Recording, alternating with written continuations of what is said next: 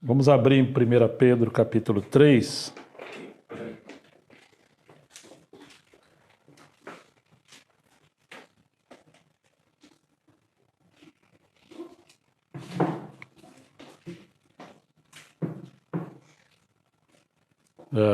Versículo 10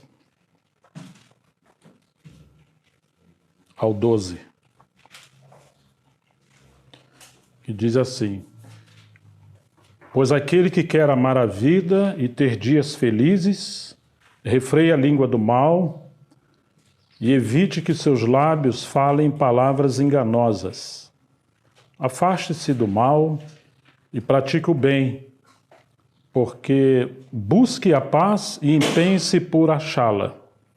Porque os olhos do Senhor estão sobre os justos e os seus ouvidos estão abertos às suas súplicas. Mas o rosto do Senhor está contra aqueles que praticam o mal.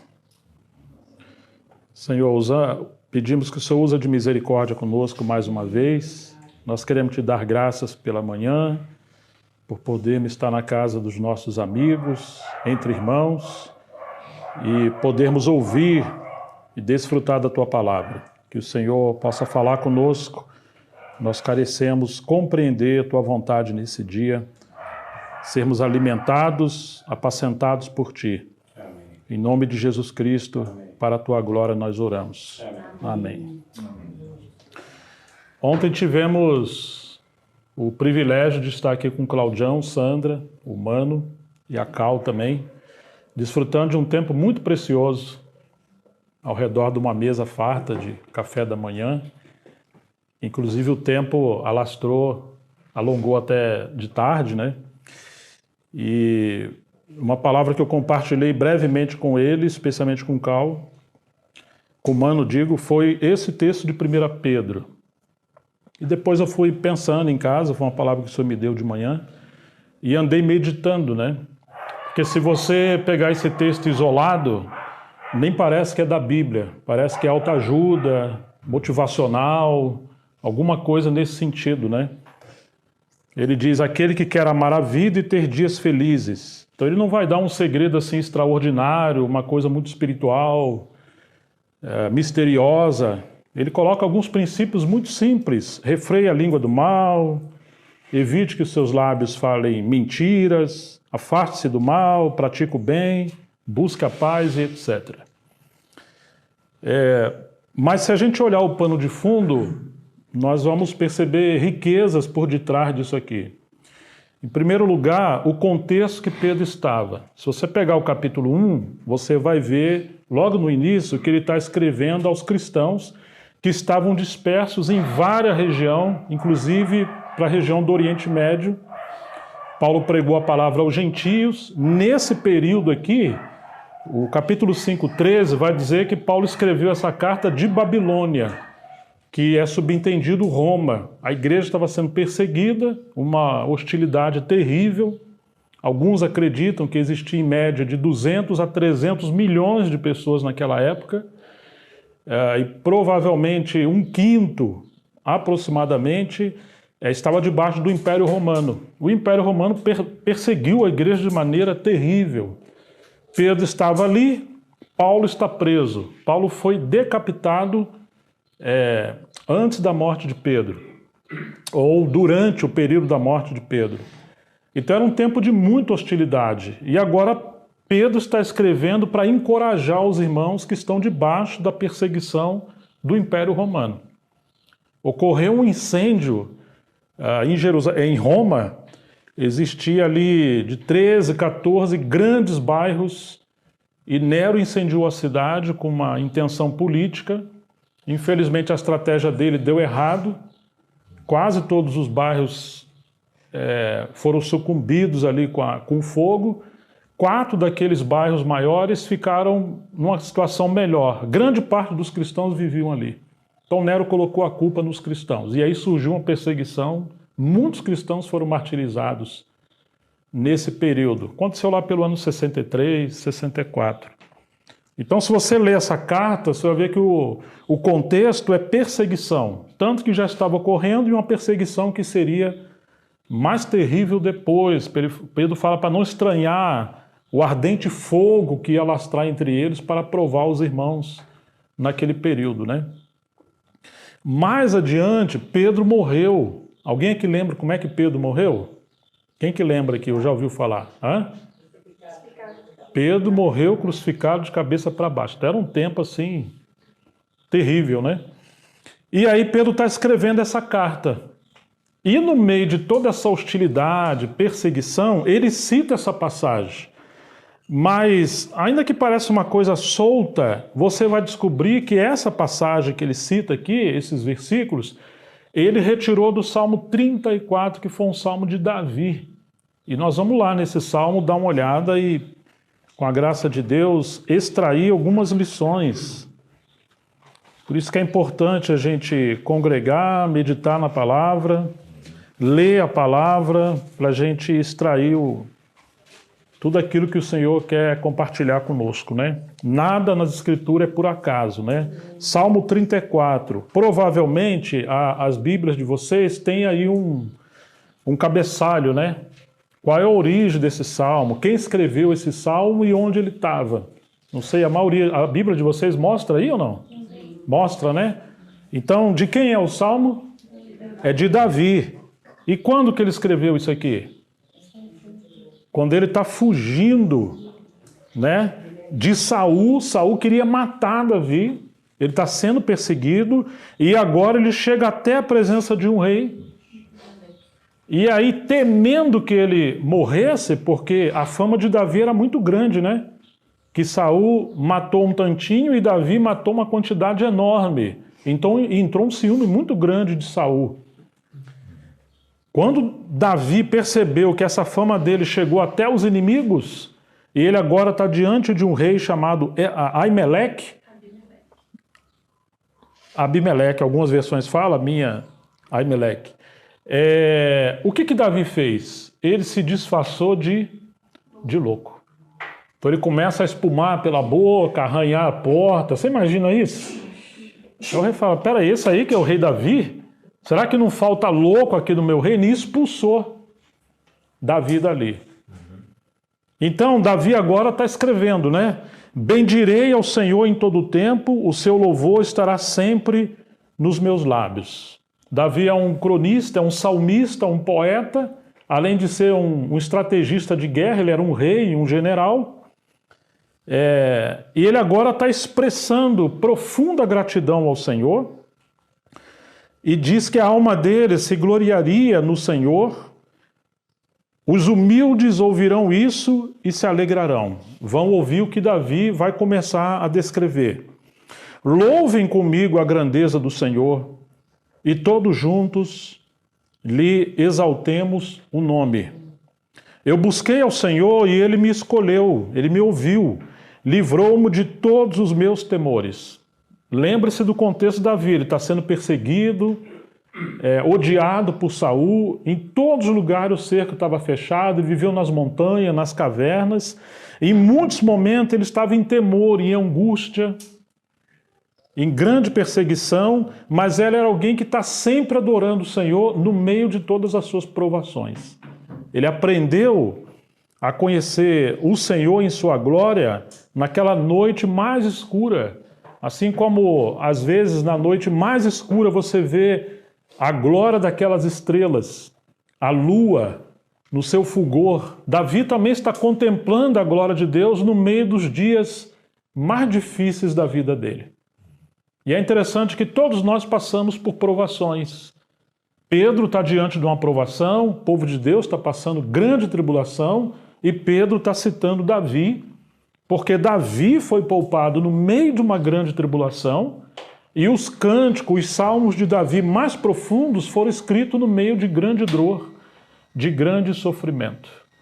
Ou seja, no meio do sofrimento, Deus ministra a sua vontade no coração dos homens. O sofrimento é um meio de quebrantar o coração dos homens. Muitas vezes não entendemos por que Deus permite o sofrimento, a aflição, a dor, mas na maneira de Deus nos ensinar, a didática de Deus ensinar, lida também com com sofrimento. Versículo 5 diz: os que olham para ele ficarão radiantes. O rosto deles jamais se cobrirá de vexame. Se você tira os olhos do Senhor, você só vai ver trevas, só vai ver caos, e seu rosto vai ficar com semblante caído. Você provavelmente já deve ter visto na vida um eclipse, né? Quando a lua entra na frente do sol. Pode ser meio-dia, mas vai ficar escuro. E o inimigo e a nossa carne, a nossa tolice faz isso. Pegamos os problemas, as circunstâncias e colocamos na frente de Deus. Você esquece do Senhor. Por mais que o sol esteja radiante, se as nuvens estiverem escuras, se tiver uma grande tempestade, um dia terrível, é como se o mundo acabou. Mas essa tempestade vai passar. Se no meio da dor, no meio da luta, a gente se tranca em nosso conflito, a gente se tranca em nosso sentimento e a gente só vê tragédia, só vê caos, você vai ficar em depressão. Você vai ficar numa situação muito complicada. Davi poderia ser um homem muito deprimido. Mas ele escolheu colocar os seus olhos acima das circunstâncias e olhar para o Senhor. É isso que diz o versículo 5. Os que olham para ele ficarão radiantes, ou seja, a glória de Deus que eles contemplarem também vai refletir nos seus próprios rostos. Que coisa maravilhosa a vida de Davi e as lições que nós encontramos quando ele está andando com o Senhor no meio do sofrimento. O rosto deles jamais se cobrirá de vexame. Clamou este aflito e o Senhor o ouviu e o livrou de todas as suas angústias. Davi mostra que um dos motivos ou da permissão de Deus da gente passar por aflição é que possamos voltar o nosso rosto para o Senhor. Amém. E que possamos clamar ao Senhor, porque Ele quer ouvir e Ele quer nos livrar de todas as aflições. Mas olha a diferença de Saul. Saul prosperou em todo o seu reino. Muita riqueza, mulheres, glória, muita vitória. E o que Saul fez? Ele esqueceu do Senhor. No lugar de contemplar o Senhor, ele caiu na vaidade de ficar olhando para ele todas as suas conquistas. Quando isso aconteceu e entrou essa obsessão em Saul, agora você vê o Espírito Santo saindo de Saul, quando pousou sobre Davi, e o espírito maligno veio possuir a mente e a alma de Saul. Saul agora andou em grandes trevas no seu coração. A vida dele se tornou enferma, doentia, porque ele deixou de contemplar o Senhor, ele deixou de buscar o Senhor. E isso é um problema do ser humano, né? Se o Senhor começa a prosperar você financeiramente, ou com saúde, ou com qualquer outra coisa que você busca, se não tiver cuidado, a tendência é substituir as bênçãos pelo doador da bênção. É esquecer do Senhor e a gente se agarrar com as dádivas de Deus. É muito interessante. Davi estava no campo pastoreando as ovelhas do seu pai. E seus irmãos eram muito maiores que Davi. Quando Samuel foi escolher um rei para servir o povo de Israel, ele olhou a aparência, ele olhou os irmãos de Davi, todos eles pareciam ser os mais adequados para servir no reino. Então Samuel foi repreendido pelo Senhor de que o Senhor não julga pela aparência dos homens. Ele vê o coração. E pergunta ao pai de Davi, Jessé, você não tem mais um filho? Tem. Davi. Mas é um jovem, está lá no campo, ou seja, ninguém dava nada por Davi. Lá, ele venceu as bestas feras. Ele enfrentou o urso, o leão, ele enfrentou tanta adversidade. Você olha os salmos de Davi, ele está contemplando a natureza, o Criador. E ele faz poesia através daquelas obras maravilhosas que Deus criou. Deus tirou tudo de Davi já naquele período para treinar Davi a conhecer o Senhor. E às vezes nós não entendemos por que Deus nos permite passar por tanta adversidade, está faltando as coisas. A sua enfermidade, a minha enfermidade, a nossa debilidade, a nossa fraqueza, muitas das vezes representa o amor do Senhor, porque se nós não tivermos como que esses espinhos na nossa alma, nós vamos nos perder. Deus sabe por que estamos passando por alguns problemas. E lá, nesse contexto, Davi conheceu o Senhor. Davi veio, foi ungido para ser rei, mas no lugar dele ir para o trono reinar, o que aconteceu com Davi? Ele foi perseguido por Saul. Que coisa terrível, né? Por que Deus permite essas coisas? Por que essa hostilidade? Um autor chamado Gene Edwards, numa obra chamada O Perfil de Três Reis, ele diz que Deus permitiu o rei Saul perseguir Davi, que foi ungido para ser rei, para eliminar o Saul que estava dentro de Davi. Para que naquele dia que Davi chegasse ao trono, ele não fosse um tolo obstinado como o rei Saul. Todos nós temos algo de Saul dentro de nós. Se o Senhor nos prospera, nos abençoa, mas nós não aprendemos sobre a mordomia, sobre como amar e servir a Deus, nós vamos nos perder. Vamos ter má vontade com o Senhor. Então Deus permitiu Davi ser perseguido de diferentes formas. Antes de ser rei, durante o reinado e no final do seu reinado. De todas as formas. E você vai encontrar Deus falando, encontrei Davi, um homem segundo o meu coração. Quer dizer, um homem segundo o coração de Deus, muitas das vezes é um homem que está sendo esmagado, lapidado na fornalha da aflição, para aprender os segredos do coração do Senhor. Clamou este aflito. Se você estiver aflito, lembre-se disso. Não se tranque na aflição. É uma permissão para a gente clamar. E o Senhor o ouviu e o livrou de todas as suas angústias. Que interpretação equivocada achar que um cristão não passa angústia, não passa luta, não passa tristeza, dores, melancolia, depressão, problemas psiquiátricos. Nós somos seres humanos, não somos querubins, não somos anjos. E temos que aprender a lidar com essas coisas, porque Davi também lidou com isso. Não foi só Davi. Nós temos profetas na Bíblia que desejaram a morte. Alguns passaram por ânsias de depressão. E nós, às vezes, somos injustos com o ser humano. E se a gente não cuidar, a igreja vira um baile de máscara. Você tem que criar um personagem para quando estiver diante dos irmãos você aparentar que está muito bem. Não é isso a vida cristã. Nós somos o que somos. Inclusive Jesus disse que a sua alma estava angustiada até a morte. Vocês se lembram disso? Você imagina que dor Jesus está passando ali no Getsêmani? É uma dor tão grande que o seu suor se transformou, ele transpirou gotas de sangue. Nós não conseguimos imaginar a profundidade da angústia e da dor que estava passando Jesus como homem naquela hora, porque ele sabia do cálice que ele tinha que beber. Versículo 7 diz: o anjo do Senhor acampa-se ao redor dos que o temem e os livra. Agora Davi está entendendo uma coisa maravilhosa, que no mundo físico você tem as batalhas, no mundo psicológico também. No seu corpo você tem luta, fraqueza, tentações de pecado, enfermidade. Mas ele está mostrando que, muito além dessas circunstâncias físicas, terrenas e lógicas, temos um mundo espiritual, uma guerra sobrenatural. Lembra que nós começamos a falar de Pedro. Pedro diz assim, que o diabo, vosso adversário, ele anda ao vosso... Quem que lembra o texto? Derredor, procurando alguém para devorar. Pedro usa o termo assim, derredor.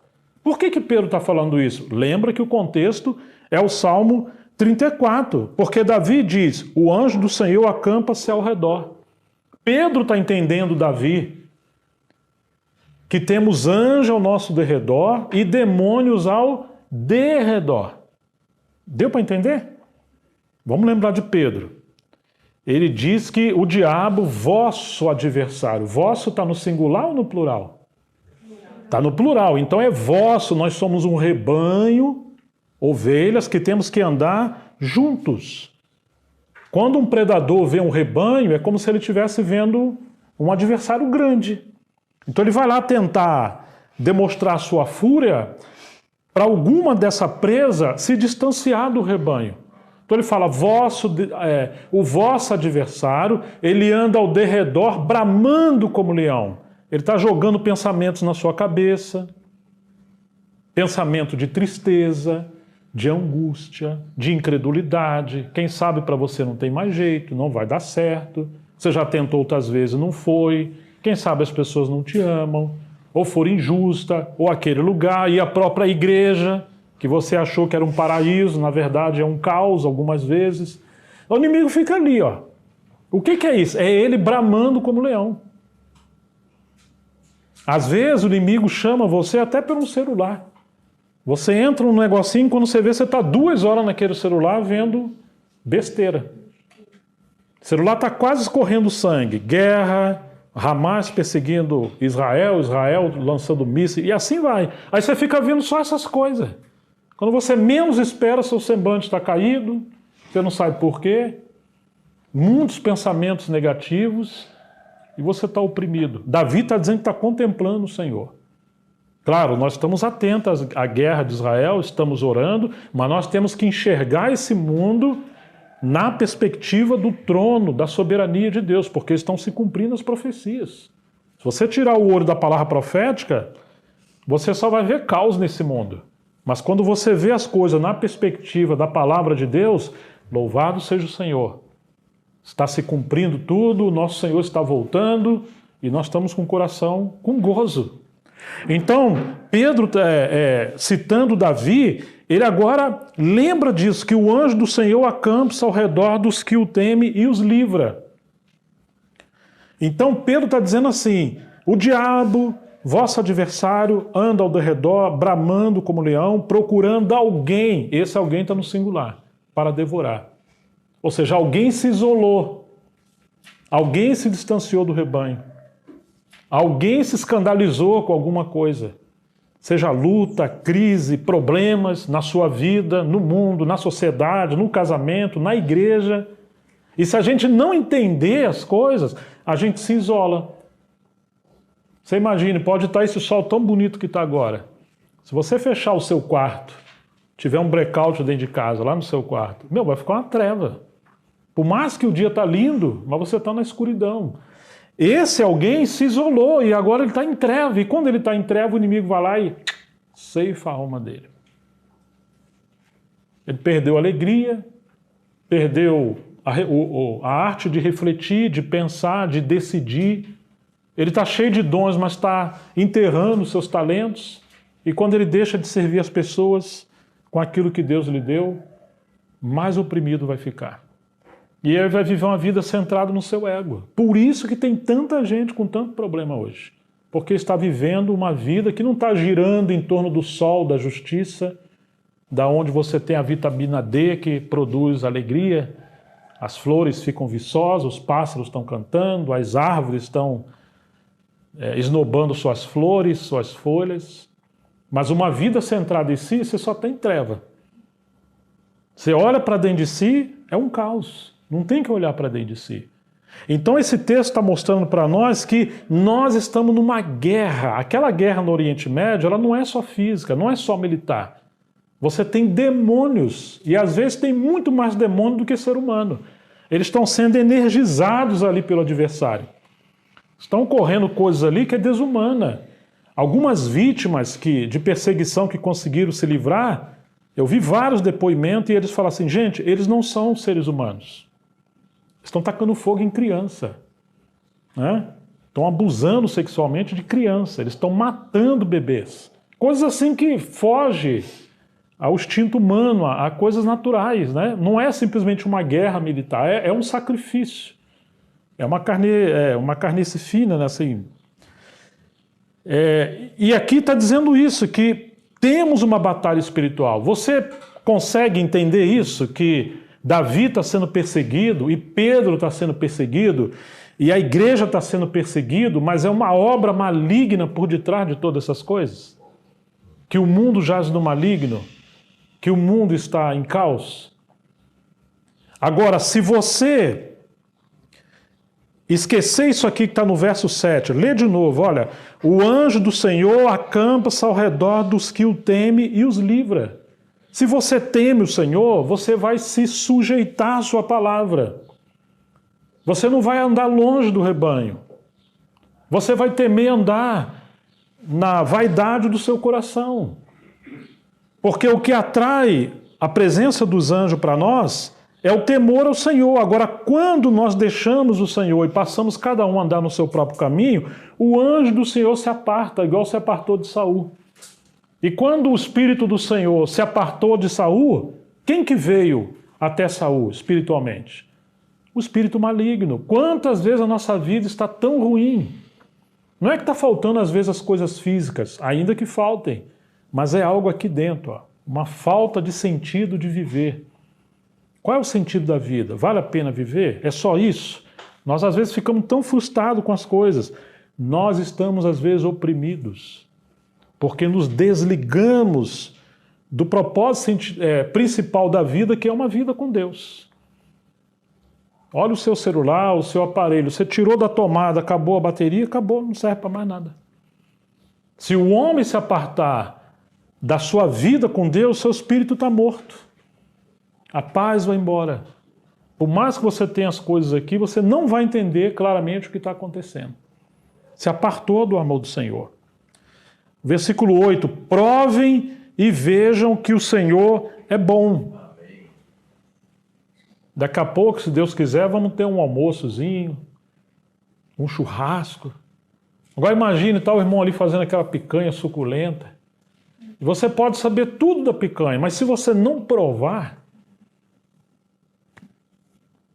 para que serve toda essa teoria? Quantas pessoas sabem tudo sobre Deus, já fez teologia, nasceu na igreja, foi para conferência, sabe tudo. Mas você prova. Você experimenta, você se achega, você tem comunhão, você faz o que Jesus falou, entra no teu quarto, tranca a sua porta, vai orar ao teu pai em secreto, e o teu pai que te vê em secreto, ele vai fazer o quê? Ele vai te ouvir, ele vai te recompensar.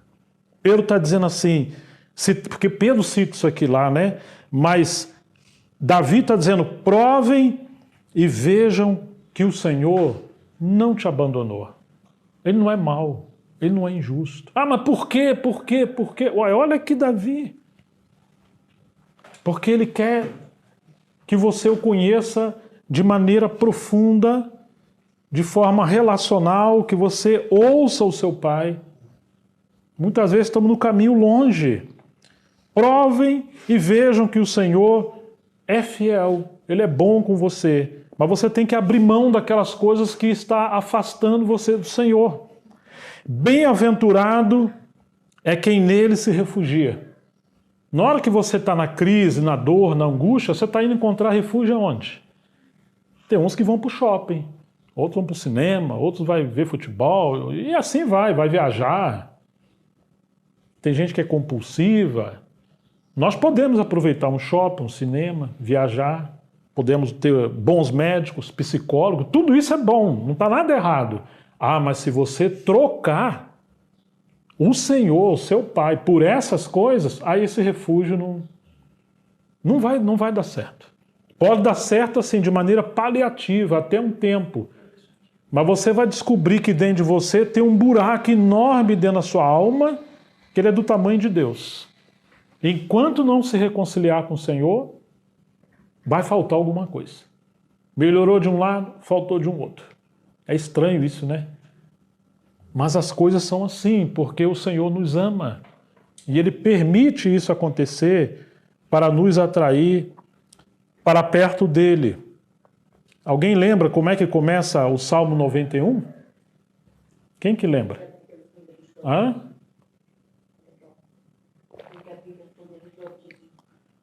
Aquele que habita no esconderijo do Altíssimo, o que vai acontecer com ele? Ele vai descansar na sombra do Altíssimo. Descanso, que você encontrou um esconderijo que é o Senhor. E ele não vai ter medo dos seus adversários, nem à esquerda e nem à direita. Ele tem uma rocha inabalável. O mundo está em caos, mas nossos pés estão numa rocha. Refugia-se no Senhor. Verso 9, tema o Senhor. vocês que são os seus santos, pois nada falta aos que o temem. Como assim nada falta? O Davi está sendo perseguido. O trono era dele, está longe do trono. O reino era dele, está longe do reino. Está faltando aparentemente tudo. Mas Davi conhecia a soberania de Deus.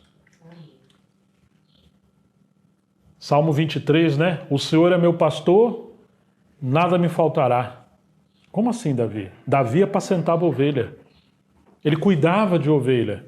O pensamento hebraico desse salmo diz assim: o Senhor é meu pastor, ele não me falta em nada.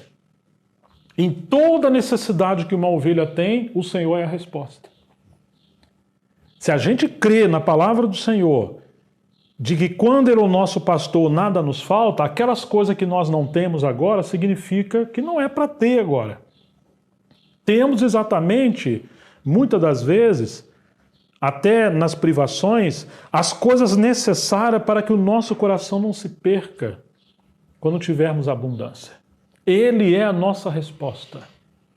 Eu estou sentindo falta de amigo. Claro, você abandonou o maior dos amigos, o primeiro. Sinto falta de paz, sinto falta disso, daquilo. Às vezes não é o dinheiro que você está precisando, você está precisando dos milagres de Deus, da provisão de Deus. Então, Davi está dizendo: tema o Senhor, vocês que são seus santos, pois não falta nada aos que o temem. Ele nos dá exatamente as coisas que precisamos para que o propósito dele seja cumprido em nós. Se não tivéssemos as perseguições de Davi, não teríamos esses salmos maravilhosos na Bíblia e não teria tantas coisas preciosas que ele permitiu a Davi para nos ensinar. Os leãozinhos passam necessidade e sentem fome, porém, aos que buscam o Senhor, bem nenhum lhes faltará. Isso aqui é uma promessa que a gente pode se agarrar. Bem nenhum lhes faltará. Venham, meus filhos, e escutem. Agora Davi está falando. Ele é um estrategista de guerra. Será que ele vai nos ensinar como lutar uma guerra militar? Ele é um general de guerra. Será que é isso que ele vai nos ensinar? Ele poderia ensinar política. Será que é isso que ele vai nos ensinar? Não. Venham, meus filhos, e escutem. Agora ele pede para a gente escutar. Eu lhes ensinarei o temor do Senhor. O que ele está ensinando? O que nós precisamos aprender? Precisamos aprender o que esse grande rei aprendeu.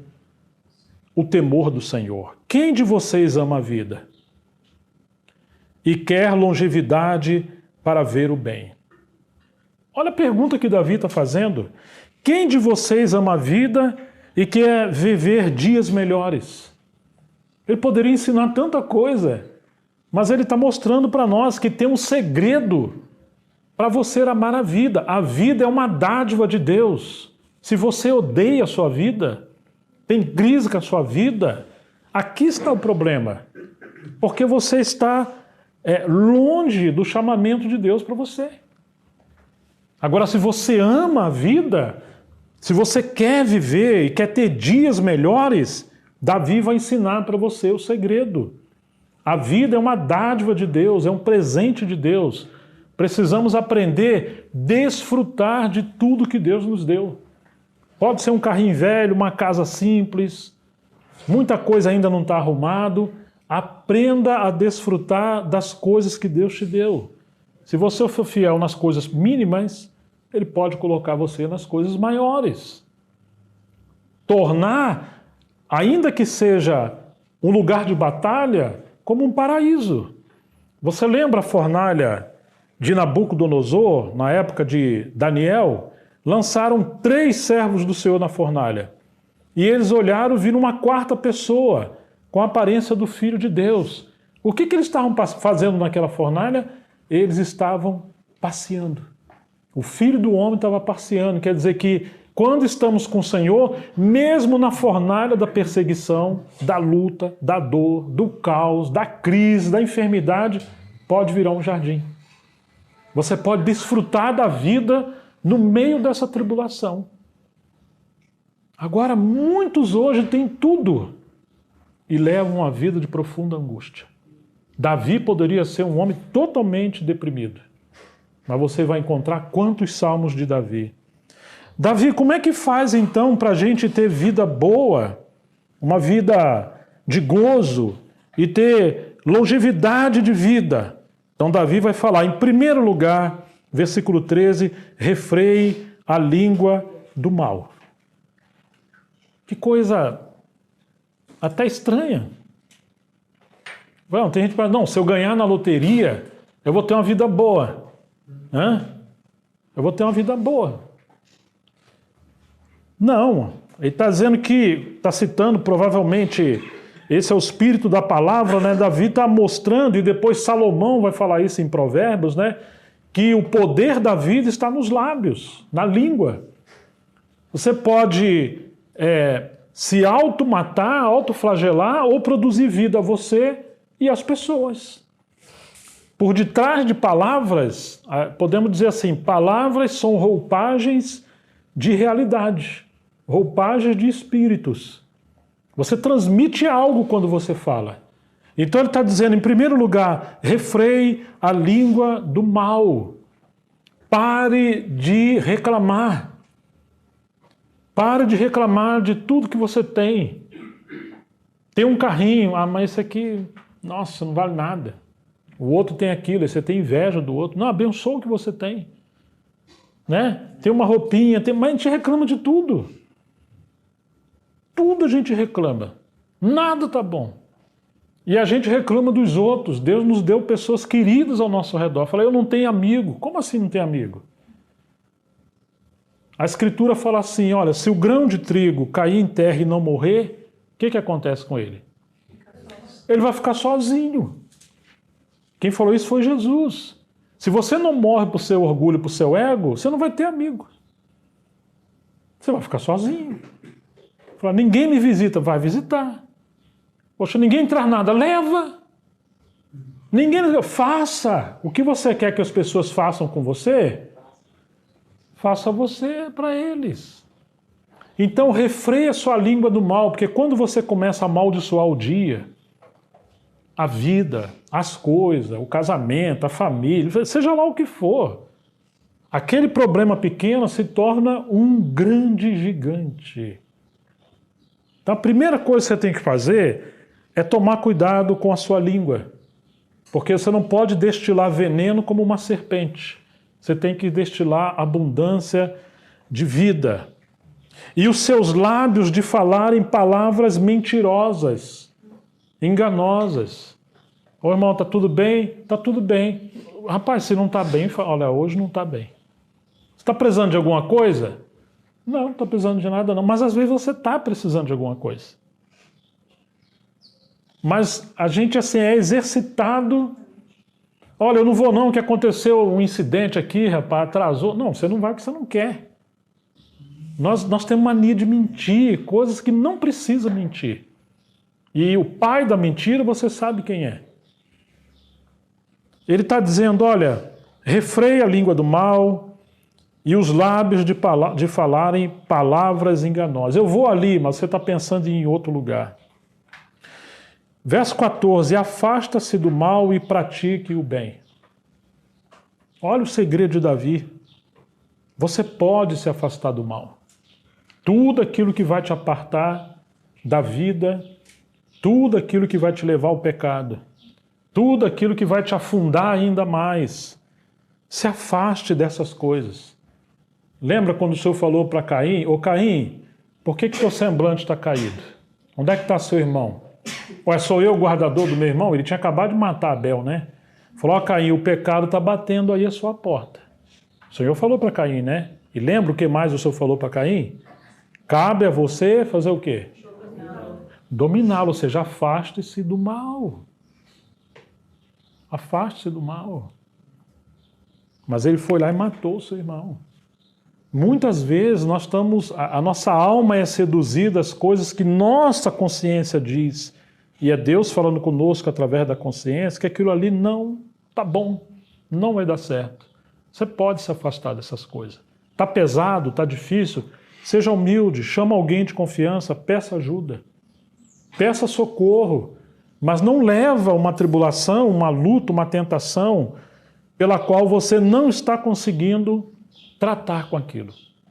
Davi foi tentado, certamente, a matar muitas pessoas que não deveria matar. Inclusive Saul. Mas ele se afastou do mal e não cometeu aquelas tragédias. Afaste-se do mal. Não é só se afastar do mal. O que você tem que fazer? Praticar o bem. Não adianta você se afastar do mal. Esse é o lado negativo. Mas agora você tem o positivo. O que é o positivo? Pratica o bem. Tanta coisa nós podemos fazer com as pessoas. À medida que você se coloca para amar alguém, praticar o bem, servir pessoas, o Espírito Santo derrama graça, vida, alegria.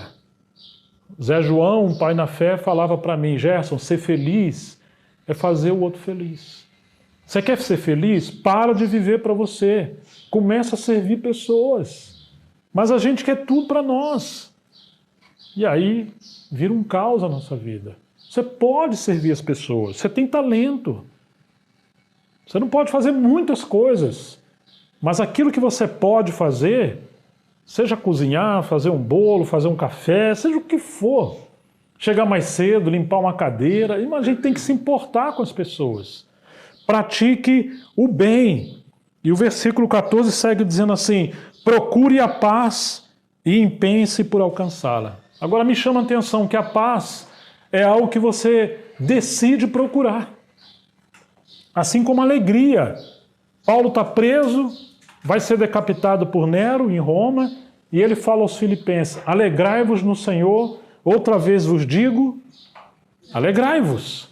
É a carta da alegria. Como é que pode alguém preso, perseguido, passando tanta escassez, cheio de alegria e mandando os irmãos se alegrar, e não fala assim: gente, ora por mim, eu estou aqui nessa prisão, tem rato, está um frio, eu estou com fome. Você encontrou Paulo murmurando? Não. Ele diz assim: eu, Paulo, prisioneiro no Senhor. O que Paulo está dizendo? Nero me prendeu, mas eu entendo que até Nero é um servo de Deus nisso aqui. Deus tem um propósito nisso aqui. Lutero, aquele grande reformador, dizia: o diabo é o diabo de Deus. Porque Lutero foi preso. John Bunyan foi preso. Escreveu o seu maior clássico pelo contexto da prisão, que é o livro Peregrino. Esses homens que andaram com Deus não desperdiçavam o seu sofrimento. Eles entendiam que o sofrimento, por detrás de tudo, tem a mão do Senhor nos amando e nos ensinando alguma coisa. Agora ele está dizendo: procure a paz, você tem que procurar a paz. E às vezes você vai achar a paz quando você estiver amando, servindo as pessoas. A paz não é ausência de guerra. A paz é uma pessoa. A paz é o resultado da obediência a Deus. Jesus falou: deixo-vos a paz, a minha paz vou-la dou, não vou-la dou como o mundo dá. Ele está indo para a cruz e ele está dizendo que estava em paz. Ele fala: eu não vou dar minha paz como o mundo dá, porque o mundo tem uma paz circunstancial. Uma hora você tem, e se a sua paz está baseada em algumas coisas externas, seja uma paixão, um namoro, um sentimento, adquirir um bem ou um diploma, seja, aquilo ali você pode perder. Mas Jesus está dizendo: a paz que eu vou dar a vocês, ela vai transcender a tribulação, ela vai transcender o fogo, ela vai transcender a espada, a fome. Quem nos separará do amor de Deus? E aqui Davi está dizendo: busque a paz. Você pode encontrar a paz. Você encontra a paz indo ao encontro do Senhor e obedecendo à vontade dEle para a sua vida. Empenhe-se, não desista, batalhe por ela, por achar. Busque através da oração. Por que ele está dizendo isso? Os olhos do Senhor repousam sobre os justos e os seus ouvidos estão bem abertos às suas orações. Agora ele está dizendo que, dando um caminho para a paz, quando você ora. O Senhor não te abandonou no meio da luta. O rosto do Senhor está contra os que praticam o mal, para extirpar da terra a memória deles. Clamam os justos, e o Senhor os escuta e os livra de todas as suas angústias. Agora é maravilhoso que existe um nível de oração que é além da oração de você sozinho no seu quarto.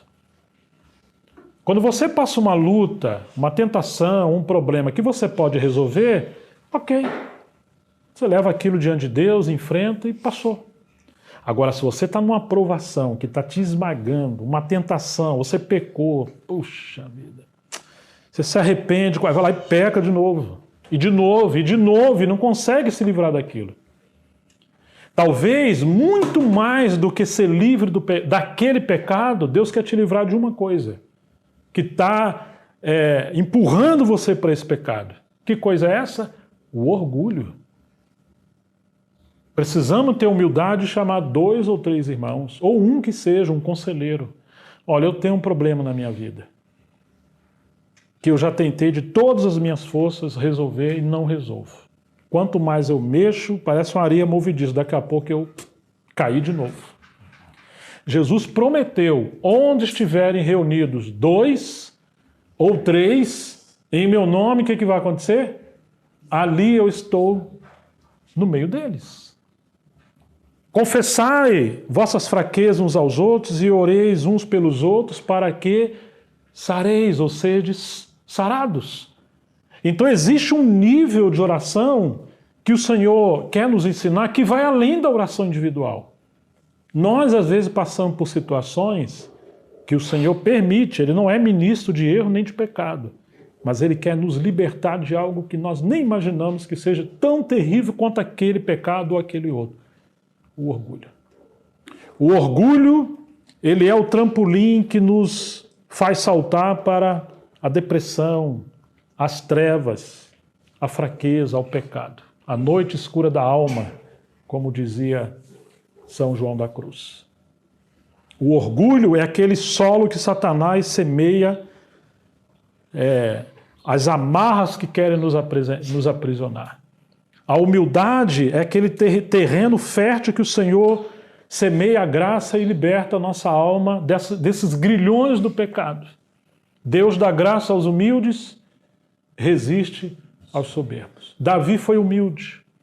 Mesmo quando ele pecou, ele adulterou. Mas o Salmo 51, ele clamou ao Senhor. Deus amou tanto Davi que, apesar dos seus pecados, Davi era um homem que corria para os braços do Senhor, se arrependendo e consertando a sua vida. Ele não escondeu nada. Então ele está dizendo que ele fará isso aqui. Clamam os justos, verso 17, e o Senhor os escuta e os livra de todas as suas angústias. Perto está o Senhor dos que têm o coração, que diz a sua Bíblia, quebrantado. Jesus era um homem quebrantado. Quebrantado. Humilde. Agora, arrogância, speed de acusação, tudo está errado. Isso afasta o Senhor da nossa vida. O Espírito Santo é simbolizado por uma pomba, né? Quando veio sobre Jesus. Manso, humilde. Se você está com a alma agitada, reclamando, murmurando, vai para longe. Perto está o Senhor dos que têm o coração quebrantado. Pare de reclamar, pare de falar do outro. Olhe para você. Quais são os seus pecados, os seus problemas, suas fraquezas? O problema não está no outro. Ainda que haja o problema no outro. E nossa parte, nos quebrantar. Ele salva os de espírito oprimido, o espírito que está buscando libertação. Muitas são as aflições dos justos. Aqui diz que são poucas ou muitas? Ele não está enganando você. No mundo tereis aflições. Não é isso que Jesus falou? Mas faz o que com as aflições? Tende bom ânimo. Por quê? Eu venci o mundo. Pare de se meter nas angústias, nas aflições. E não se engane, não minta. Não, vai chegar um dia que eu não vou ter aflição nenhuma. Eu vou ser igual a um príncipe. Mentira. O mundo está em caos. A nossa própria vida interior, às vezes, é um caos. Foi isso que Paulo falou, o bem que eu não quero fazer, esse eu faço, o mal que eu não quero fazer, esse eu faço. O bem que eu quero fazer eu não faço, mas o mal que eu não quero, eu faço. Quando eu quero fazer o bem, o mal já está diante de mim. Quer dizer, Paulo está mostrando um caos dentro do ser humano. Ele não está dizendo que aquele é o estilo da sua vida, mas é uma realidade do ser humano. Até ele atingir a plena libertação e a vitória em Cristo. Além do caos interno, na mente, irmãos, a vida é um carro de tal maneira que às vezes nós acordamos, nós temos vergonha dos nossos sonhos. Sonhamos com coisas e falamos, meu Deus, mas que é isso? É para lembrar que o homem não presta. O veneno da serpente está correndo dentro das nossas veias. Precisamos do Senhor, urgentemente. Caos no mundo, na sociedade, em todos os lugares. Mas a começar aqui dentro. Tem que botar em ordem aqui dentro primeiro. Perto está o Senhor dos que têm o coração quebrantado, eles salvos de espírito oprimido. Muitas são as aflições do justo, mas olha aqui a promessa do Senhor. Mas o Senhor de todas as livra. O segredo é você correr para os braços de Jesus. Preserva-lhe todos os ossos, nenhum deles sequer será quebrantado ou quebrado. É uma profecia sobre Jesus. A desgraça matará o ímpio, e os que odeiam o justo serão condenados. O Senhor resgata a alma dos seus servos, e dos que nele confiam, nenhum será condenado. Davi fala muito sobre alma, viu, gente? Diferente de nós que queremos esconder os nossos conflitos da alma. Davi fala muito. Por que estás abatida, ó minha alma, dentro de mim? Ué, Davi está conversando com a alma dele. Espere em Deus. Ele vai te livrar. O Salmo 131. Eu fiz calar e sossegar a minha alma para com quem? Você lembra? Para comigo. Para comigo. Fez a alma dele sossegar, como uma criança se desmamada no braço da sua mãe. Davi está mostrando que havia as aflições e ele estava reclamando. Será que Deus não me ama? Se Ele me ama, por que permite passar tudo isso? Davi vai mostrar que essa circunstância toda é para nos desmamar, que nós somos criados de maneira errada muitas das vezes. Os pais que poupam os filhos do sofrimento, infelizmente, criam os filhos mais melancólicos. Porque na vida teremos aflições. Deixa ele errar, deixa ele escolher. Adverte, não poupa do sofrimento, porque ele vai sofrer. Às vezes parece que eu sou meio brabo, né? Mas eu sou verdadeiro, eu pelo menos procuro. Aqui tem 2 filhas minhas. Quando caía no chão, às vezes, ai, caiu. Eu falei, não pega não. Rachou a cabeça, está sangrando? Não, então deixa. Pode deixar que ela já vai levantar. E levar, está brincando. Claro, eu não era injusto, às vezes eu pegava no colo, mas na maioria das vezes eu não pegava. Porque na vida você vai cair. Uma vez eu estava trabalhando no escritório, a Miriam me ligou chorando, desesperada. Jéssica, o que foi? Corre aqui que uma das meninas, mexendo na máquina de costura, a agulha atravessou dela de um lado para o outro. Eu não vou falar quem é. Aí chega lá, tá ela brincando. Vai para o hospital. Eu falei, que hospital, minha filha? Tá bom, já melhorou. Não lembra ela que furou de um lado para o outro. Já tá brincando, tá bom. Outra vez subiu no muro lá para ele em cima, caiu um tijolo, abriu a cabeça assim. Uma das meninas, não vou falar quem é. Aquela eu levei para o hospital porque abriu a cabeça, né? Aí tomou assim, costurar a testa dela, sabe? Mas assim, é assim com Deus. Nossa alma precisa de redenção. Filho, vai lavar seu corpo, mas depois... E não vai. Toma banho e vai a mamãe limpar o banheiro. Vai lavar a louça dele, vai arrumar o quarto. Você está criando o quê? Não, tem que trabalhar, tem que... Você não pode dar nada por... Claro, às vezes damos por graça, né? Porque Deus também nos dá as coisas por graça. É por amor, não precisa merecer. Mas muitas vezes tem que ser galardão. Igual o Senhor faz conosco. Servo bom e fiel entra no gozo do Senhor. E o servo negligente? Ó, vara. O Senhor está fazendo assim conosco. É uma maneira de nos amadurecer. Igual a academia, né? Você vai... Não adianta ficar deitado ali, não, eu preciso ganhar tanto, transformar minha gordurinha em massa, aumentar, melhor. Mas você ficar deitado só pensando, vai só engordar. Tem que... Ou vai praticar alguma coisa, não gosta de academia, vai pedalar, vai nadar, vai correr, vai subir montanha, trilha, qualquer coisa. Mas os músculos têm que exercitar. A nossa vida é assim também. Então, irmãos, esse é o Salmo de Davi que Pedro menciona. Eu vou só reler Pedro e vamos terminar. 1 Pedro, capítulo 3. Vamos voltar lá ao capítulo 3 de Pedro. Versículo 10.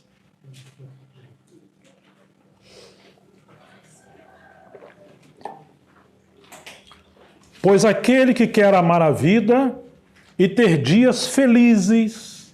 Quem que quer amar a vida e ter dias felizes? Confiamos que todos nós. Primeira coisa que tem que fazer, refreia a língua do mal. Parece que Pedro está indo na raiz do problema. Qual que é a raiz do problema? A língua. E o problema da língua vem da onde? Do coração. Tá certo? Se Pedro falar assim, não, você vai ter que ofertar, vai ter que tal, vai ter que cuidar de doente, vai ter que visitar as crianças. Não, isso aí a gente vai lá, é moleza. Não é tão difícil, né, Eric? Agora, refrear a língua do mal.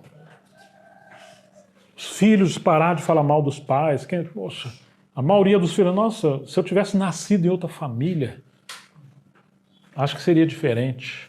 Meu pai é pobre, minha mãe não sei o quê. E assim a gente começa a reclamar dos pais. O pai é chato, o pai é rigoroso. Tá? E às vezes os pais falam, nossa, meus meninos, rapaz, o do outro é tão bonzinho. E assim a gente tem mania de reclamar do trabalho, do patrão, do carro, do prefeito, do presidente. A gente reclama de tudo. Não é que temos que concordar com tudo, mas temos que aprender a refrear a língua do mal e evitar que os seus lábios falem palavras enganosas. Verso 11, afaste-se do mal e pratique o bem. Para onde estão indo os seus pés? Para onde estão indo os seus olhos? Quando você está na televisão, para onde estão indo os seus olhos? Para onde está indo o seu coração? Quando você está no celular, para onde estão indo os seus olhos? Afaste-se, Deus te deu o poder. Se você não consegue resistir àquele pecado, desliga. Tira a televisão do seu quarto. Desprograme muitas coisas do seu celular. Tem gente que não pode ter celular, não pode ter cartão de crédito, não pode nada. Eu acho uma maneira muito honesta de reconhecer. Não, aqui é uma brecha para mim que eu não posso ter. Afaste-se do mal e faça o quê? Pratique o bem. Gente, vai fazer alguma coisa. Mente vazia, o que é, mano? Oficina do diabo. Faz o bem, vai fazer alguma coisa. A pessoa que é ociosa está tentando o diabo tentar ela. A pessoa preguiçosa fica ali, meio zen. Busque a paz e empenhe-se por alcançá-la, porque os olhos do Senhor repousam sobre os justos e os seus ouvidos estão bem atentos ou abertos às suas súplicas, mas o rosto do Senhor está contra aqueles que praticam o mal. Então essa é uma palavra de encorajamento, de exortação, nos chamando para a gente ter uma vida de valor, de nobreza, de real. Uma vida que vale a pena viver e desfrutar da alegria de viver. Não importa quais sejam as circunstâncias, nós podemos ter uma vida melhor, uma vida feliz em Cristo, apesar de todas as nossas debilidades. Que o Senhor tenha falado ao seu coração, assim como Ele tem falado ao meu coração, baseado nesse texto. Os cristãos estão perseguidos, Nero está perseguindo, Pedro vai morrer e está Pedro falando que é possível ter uma vida feliz no meio de todas essas circunstâncias. No mundo tereis aflições, tende bom ânimo, eu venci o mundo. Vamos orar, vamos dar graças a Deus e pedir que isso seja realidade em nossa vida. Em nome de Jesus, amém.